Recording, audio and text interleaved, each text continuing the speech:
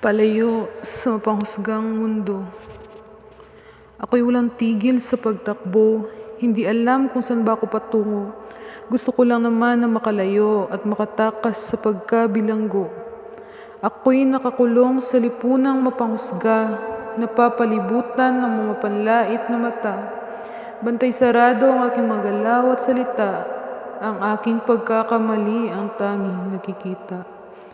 Ako ay may kahinaan din naman na pinipilit kong itago at labanan.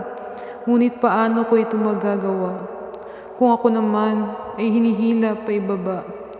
Hindi ko naman ninais na maging artista, ngunit sa kwento nila'y ako ang bida.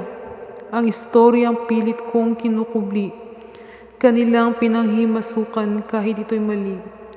Gusto ko nang kumawala sa maingay na mundo at pumunta sa lugar kung saan malaya ako, na hindi takot sa sasabihin ng iba at hindi takot na ipakita ang sarili sa madla.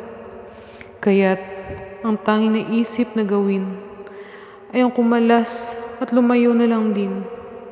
Minsan, nahanap natin ang katahimikan pag tayo'y tatakbo at pipiliin ng huwag lumaban.